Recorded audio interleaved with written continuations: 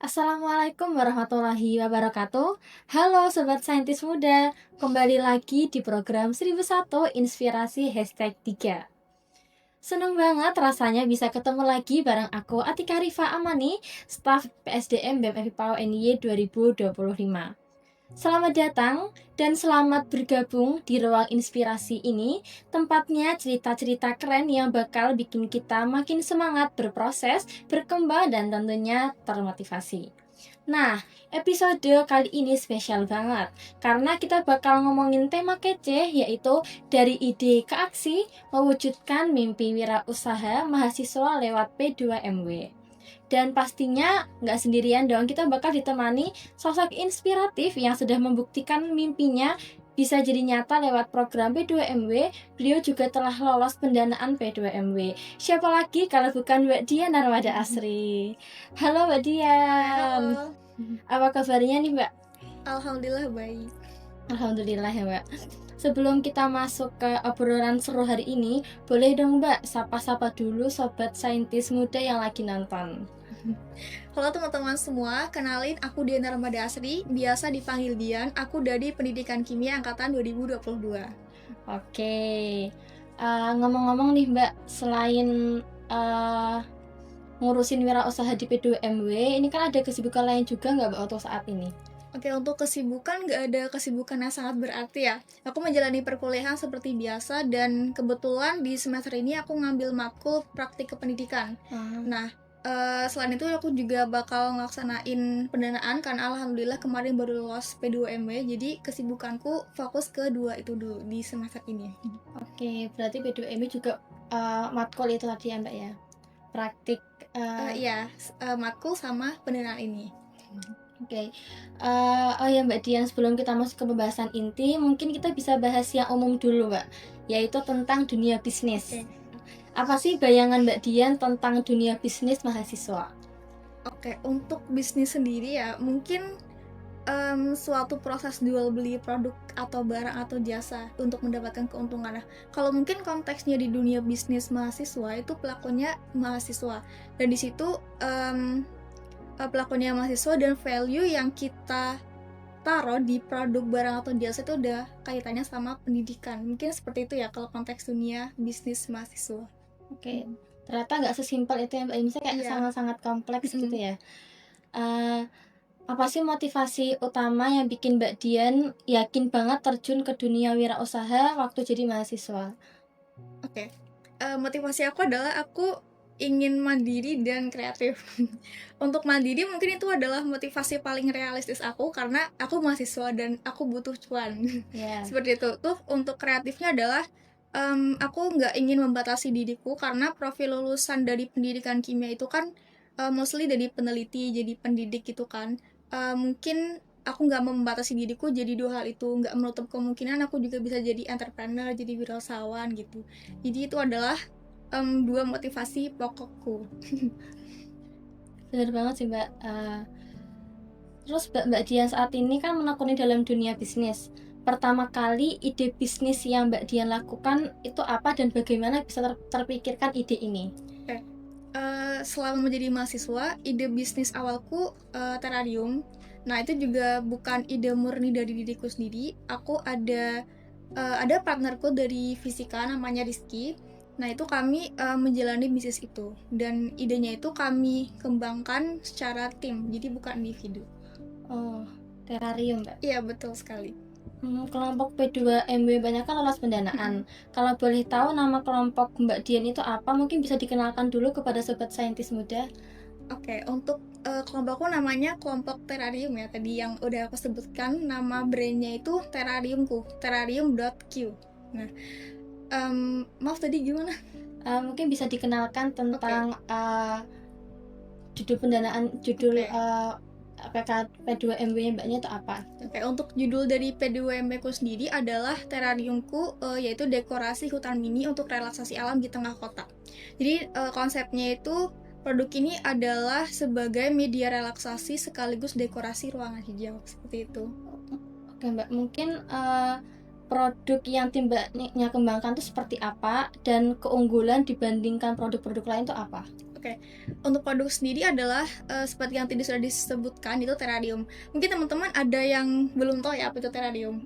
Mbak Anju udah tahu belum? Eh, belum belum benar-benar tahu sih, Mbak. Oke, tapi udah agak familiar gitu. Juga belum. Oke.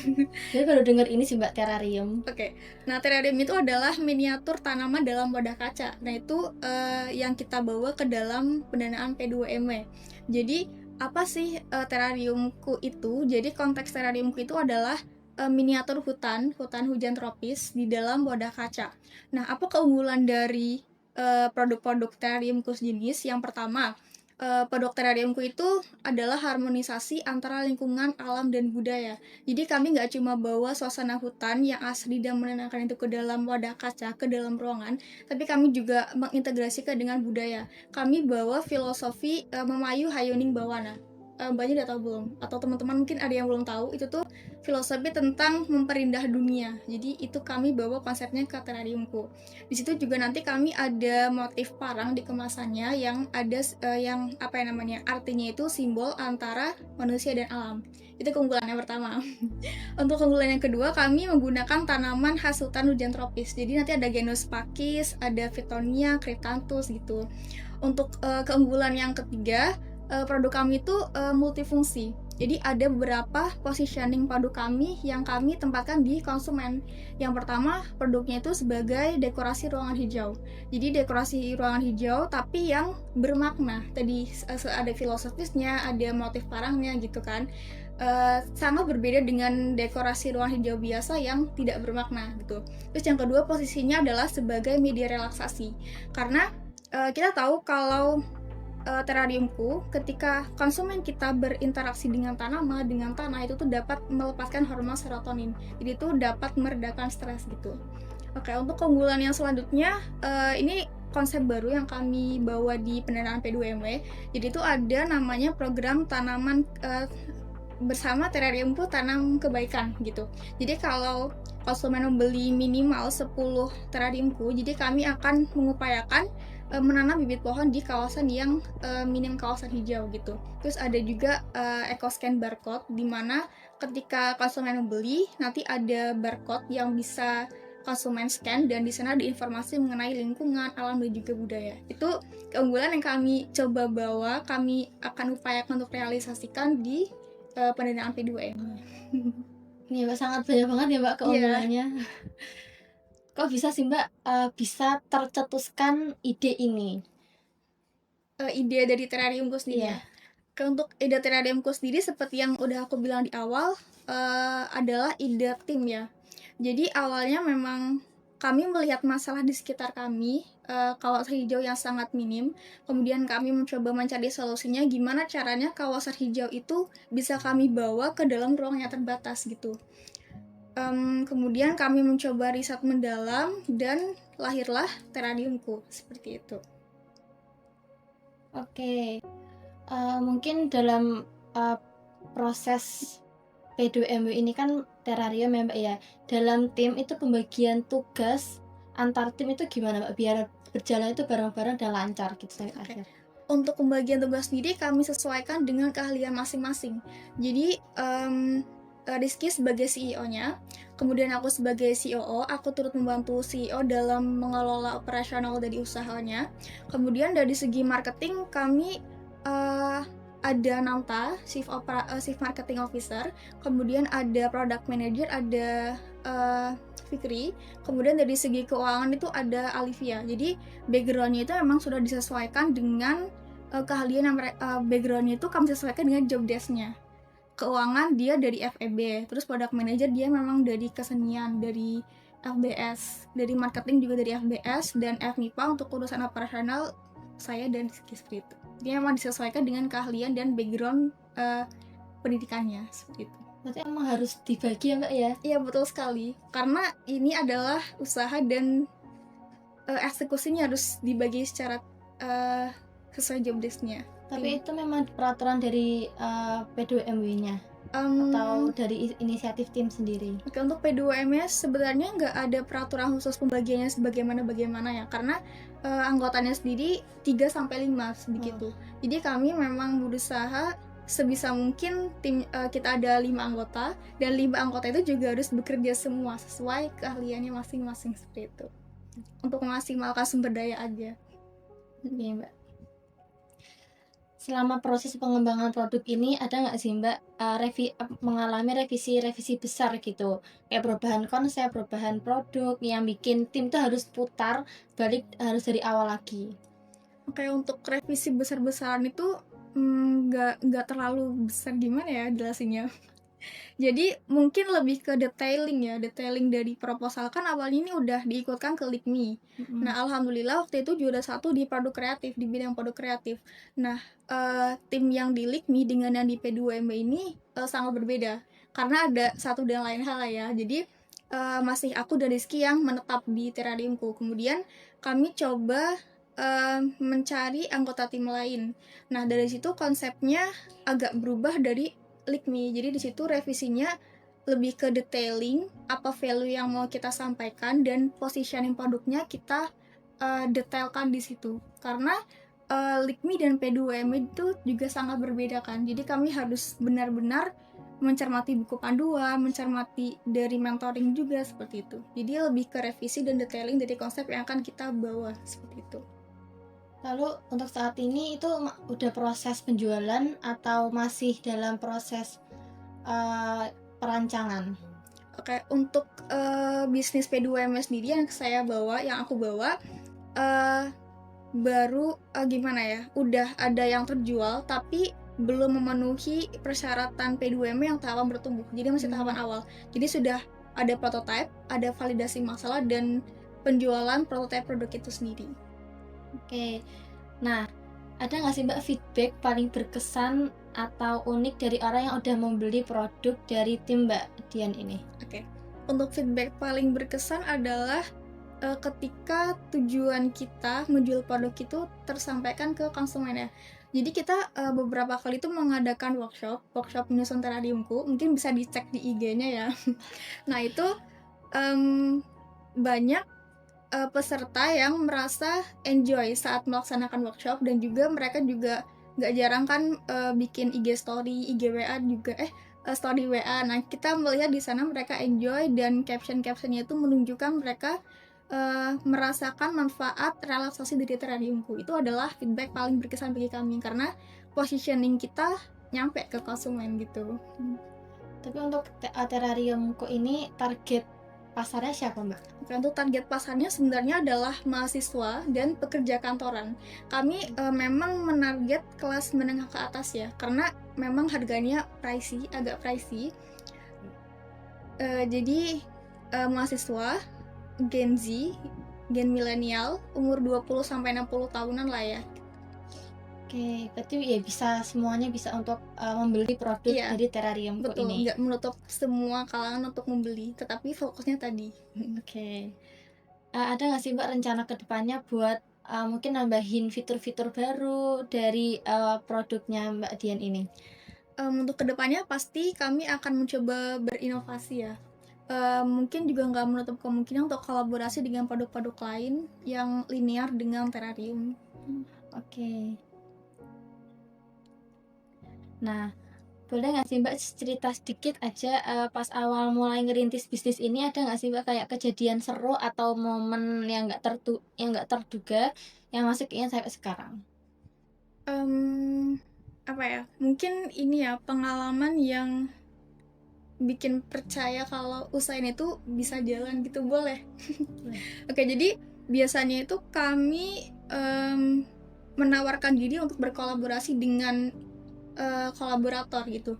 Nah, alhamdulillahnya akhir-akhir ini cukup banyak kolaborator yang malah meminta kepada usahanya gitu. Jadi itu merupakan titik ini bisa kok berjalan gitu loh. Jadi artinya apa yang kita branding di sosial media dan lain sebagainya itu nyampe ke konsumen gitu, bisa menjangkau konsumen dengan baik gitu.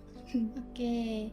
Jadi banyak udah menjelaskan tentang bisnisnya Mbaknya dari awal sampai ya bisa terbentuk ke terarium gitu. Mungkin sekarang kita masuk ke P2MW-nya Mbak ya. Ketika pertama kali dengar tentang program P2MW, apa sih yang langsung terpikirkan dari Mbaknya?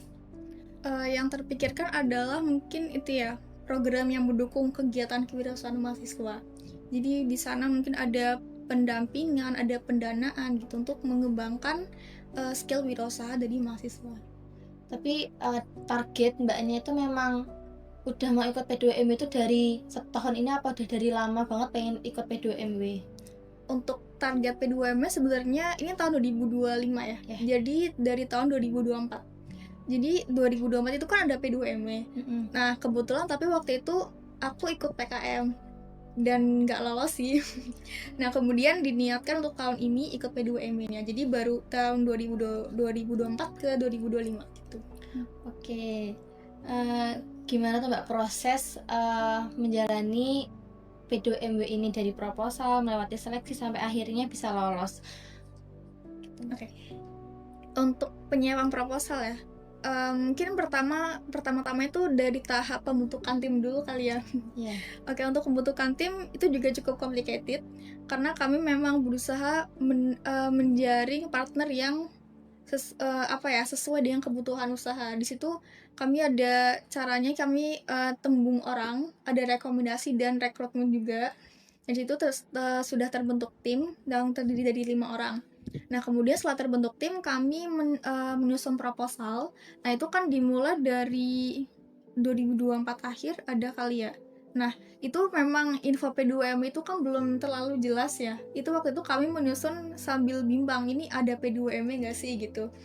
Nah alhamdulillah pada bulan apa ya itu keluar buku panduannya P2M. Nah di situ kami mulai semangat nyusun lagi, kami diskusi sama dosen pembimbing kami. Juga alhamdulillahnya ada fasilitas dari FMIPA ya, ada pendampingan mentoring gitu dari kemahasiswaan UND juga ada. Nah di situ kami maksimalkan untuk seleksi internal. Nah seleksi internal itu kan dipilih 12 tim terbaik ya. Nah itu 12 tim terbaik dan setiap 12 itu ada 2 kategori dan gimana ya, 6 kategori dan totalnya 12 tim gitu. Nah alhamdulillahnya setelah itu kami juga lolos seleksi internal. Kemudian di situ ada pendampingan lagi dari kemahasiswaan. Kita diberikan kesempatan untuk presentasi di situ. Terus kami juga melakukan revisi lagi, terus-terusan revisi. Alhamdulillah dari seleksi eksternal, kami dari eksternal itu lolos pendanaan seperti itu. Untuk dari P2MW-nya ini ada kayak mentoring, pelatihan atau coaching nggak sih mbak? Dari pihak P2MW sendiri ya, kalau itu saya belum terlalu paham karena belum pelaksanaan ya. Jadi dari kemarin-kemarin itu baru tahap dari univnya, dari persiapan proposal. Tapi untuk kayak tadi kan bilang kemahasiswaan juga ikut serta dalam membantu gitu. Itu bentuk membantunya dalam arti gimana mbak? Bentuknya itu ada workshop, ada penampingan, ada coaching klinik gitu ya namanya. Jadi kita di situ kumpul, kita disediakan waktu untuk presentasi ide kita, dan di situ juga diberi review secara langsung. Setelah presentasi langsung review gitu. Jadi kita juga revisi bisa saat itu juga atau setelahnya gitu. Itu rutin mbak dilaksanakannya? Kemarin beberapa hari aja sih, nggak rutin. Tapi itu sangat membantu. Terrarium itu udah ada sebelum mbaknya ikut P2MW. Ya. Berarti setelah mbaknya ikut P2MW ada perbedaan nggak sih mbak dalam bisnis terrariumku ini? Oke. Mungkin karena saya belum melaksanakan P2M ya, aku belum melaksanain, jadi perbedaannya belum sangat terasa. Tapi dari P2M ini sangat mengembangkan konsep yang awalnya terrariumku biasa aja ke yang ya menuju ke luar biasa gitu, dari menurut tim kami sendiri gitu. Jadi sangat banyak progres yang kami alami dari P2M ini. Oke mbak, kan nanti kan tema kita itu kan dari ide ke aksi mewujudkan mimpi wirausaha mahasiswa lewat P2MW. Mungkin mbak teman-teman tuh sebelum mulai aksi itu tuh masih bingung ke idenya. Gimana caranya biar kita tuh punya ide yang sangat-sangat inovatif gitu mbak? Oke. Mungkin dari ide itu sebenarnya bisa kita cari di masalah sekitar kita ya, jadi ide-ide sederhana. Nah, maaf, dari masalah-masalah yang sering kita temui. Nah, dari masalah-masalah itu kita bisa cari ide-ide kreatif. Kita bisa, eee, apa ya namanya, rajin untuk baca artikel, baca jurnal gitu. Karena ide itu, bisa aja loh nggak murni, bisa aja kita bisa kombinasiin dari ide-ide orang lain gitu, bisa kombinasiin, bisa modifikasi gitu. Jadi, jangan malas untuk membaca, jangan malas untuk, apa ya namanya, melihat dari pengalaman orang lain gitu. Tapi emang harus dari kita, dari diri kita Betul, sendiri gitu. Oke Mbak, selama menjalani proses P2MW Mbaknya ngerasa keteteran nggak sih Mbak? Karena kan emang fokus kita kan akademik tuh, mhm, dan ada satu lagi amanah baru terkait P2MW. Jadi Mbaknya gimana tuh untuk menyesuaikan antara akademik dan antara akademik dan P2M-nya. ya? Oke, kalau aku, sebenarnya susah gampang, emang agak keteteran, tapi aku berusaha buat bikin jadwal ya. Jadi di situ aku breakdown jadwal yang paling urgent atau deadline-nya yang paling mepet ke yang paling nggak mepet gitu. Mungkin aku ngerjain sesuatu bisa aja, tahu deadline-nya nggak sih? Nah, itu Tahu aku Mbak. tipe-tipe yang gitu banget, tapi aku sangat berusaha untuk menjaga kualitas kerjaanku. Jadi meskipun deadline-nya, aku sangat berusaha untuk menjaga kualitasnya, gitu. Tantangan terbesar apa Mbak yang Mbaknya rasakan selama menjalani bisnis sebagai di P2MW ini? Tantangan terbesar, mungkin ini ya, yang pertama, banyak orang yang belum tahu terarium. Nah, Iya. itu adalah tantangan terbesar, dan itu juga jadi PR kami, gimana caranya marketing kami bisa meyakinkan konsumen, dan value kami bisa meyakinkan konsumen bahwa terarium itu produk yang kalian butuhkan gitu. Terus mungkin tantangan yang kedua adalah keraguan dari orang-orang sekitar. Bahkan ketika aku cerita ke orang-orang terdekatku, ada yang komen gini, "Emang ada orang yang mau beli terarium?" gitu kan. Oke. Karena dari segi harga, dari segi, eee, apa ya, manfaat itu mungkin nggak terlalu mereka rasakan. Tapi justru itu adalah, hal yang buat kita terpacu buat buktiin, "Ah, bisa loh," gitu loh. Buktinya ada kok yang beli, buktinya ada kok orang yang jauh-jauh mau ikut workshop gitu loh. Gitu. Tapi memang butuh effort lebih ya Mbak ya? Betul. Bener. Itu tantangan terbesar kami di terarium. Tapi kalau boleh tahu ini udah jalan berapa bulan Mbak untuk pelaksanaan P2MW ini? Untuk P2MW ini sebenarnya kalau dari proposal ya 2 sampai 3 bulan ada kali ya. Depan itu rilis bulan bulan aduh maaf, aku agak lupa ya. Jadi baru-baru kemarin banget, 1 bulan yang lalu kayaknya baru rilis. Kalau untuk penyusunannya memang udah dari 2024 akhir tuh udah ada, udah kebentuk tim juga. Berarti ini udah jalan sekitar 6 bulan ya Mbak ya? Betul. Tapi kita masih ke tahap awal di P2MW-nya. Karena memang dari segi usaha track record-nya belum terlalu meyakinkan untuk bertumbuh, tahap usaha bertumbuh. Jadi kan ada tahap awal, Iya. tahap bertumbuh, habis itu yang akhir ada tahap apa Mbak? Untuk kategorinya ada dua doang. Oh, Ada tahap awal sama tahap bertumbuh. Gitu. itu kita yang ngajuin sendiri. Kalau misalnya kita udah siap ke tahap bertumbuh, udah kita ngajuin lagi. Iya, jadi ada apa ya namanya? Kriterianya. Kalau tahap awal itu dia kurang dari 6 bulan usahanya. Oh, Terus dia udah ada prototype, udah validasi masalah dan apa ya namanya? Dia pakainya tuh proyeksi laba rugi. Nah, kalau tahap bertumbuh itu tuh udah 6 bulan, lebih dari 6 bulan usahanya. Dia udah validasi masalah dan bukan prototype lagi tapi udah terjual, sangat terjual gitu. Terus nanti pakainya tuh laporan laba rugi gitu. Jadi oh, kalau misalkan usaha kita belum memenuhi kriteria tahap bertumbuh, kita nanti masuknya ke tahap awal gitu. oke. Berarti nunggu waktu gitu ya Mbak ya? Iya, bisa dibilang seperti itu. Oke. Eh, kan Mbaknya bikin terrarium ini ada Mhm. nggak sih Mbak kayak kolaborasi antar tim MBA dengan mungkin bisnis-bisnis di luar sana?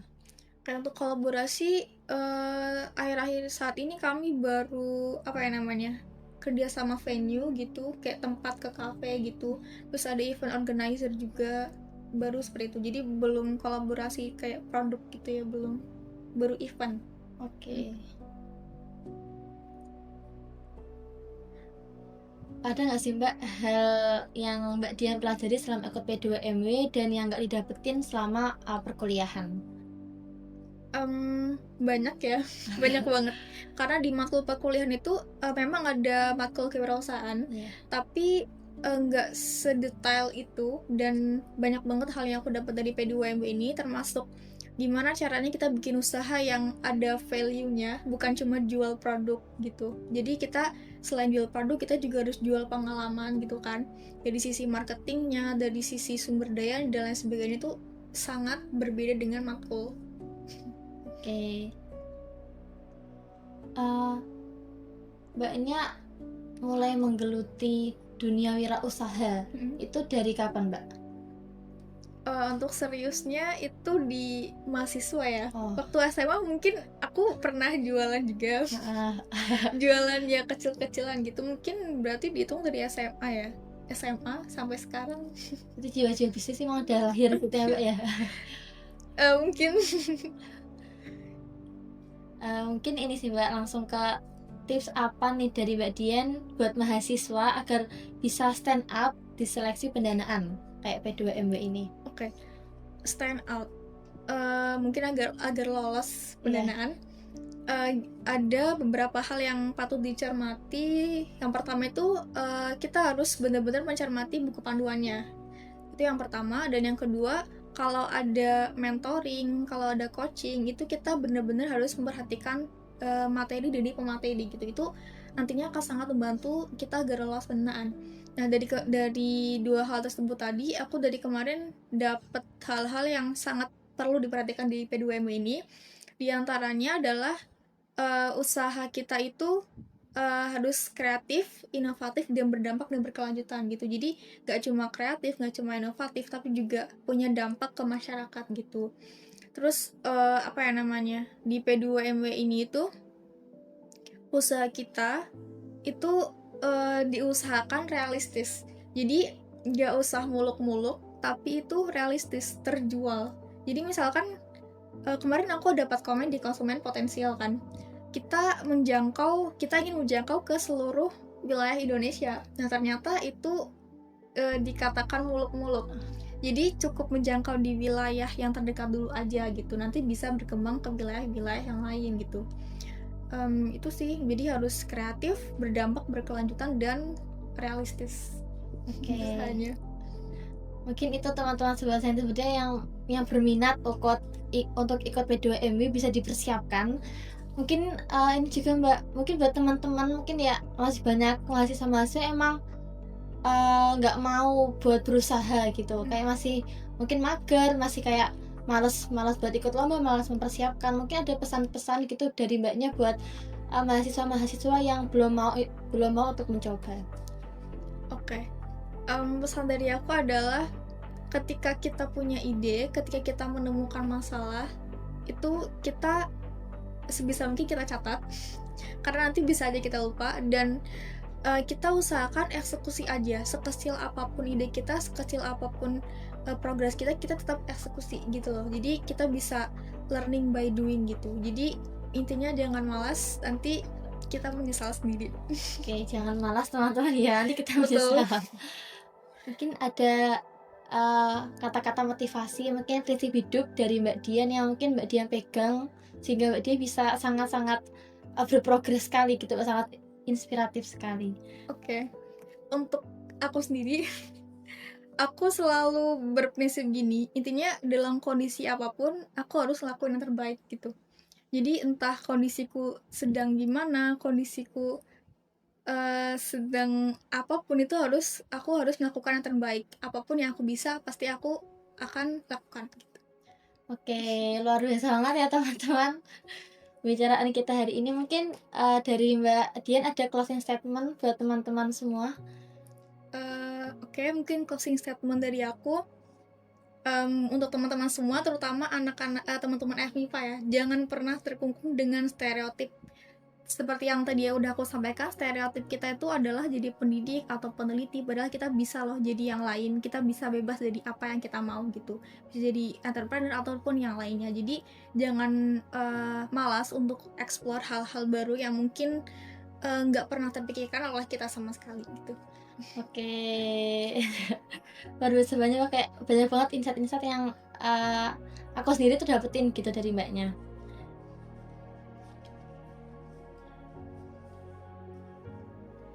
Oke, luar biasa banget ya Sobat Saintis Muda, obrolan kita bareng Mbak Dian hari ini. Banyak banget insight keren yang kita dapat, mulai dari cerita perjuangan, ngerintis bisnis, proses ikut P2MW, sampai tips-tips yang pastinya bisa ngebuka mindset kita soal dunia wirausaha. Semoga dari cerita dan sharing-sharing dengan Mbak Dian bisa jadi suntikan semangat buat Sobat Saintis Muda yang lagi kepikiran buat mulai usaha atau pengen banget ikut P2MW. Selanjutnya, jangan ragu ambil peluang. Tapi sebelum kita tutup, aku ada satu kutipan spesial buat Sobat Saintis Muda. Kutipan dari Steve Jobs yang bilang, "The people who are crazy enough to think they can change the world are the ones who do." Orang-orang yang cukup nekat buat percaya mereka bisa mengubah dunia, justru merekalah yang benar-benar melakukannya. Jadi jangan pernah meremehkan ide kecilmu, karena siapa tahu itu yang bakal mengubah jalan hidupmu.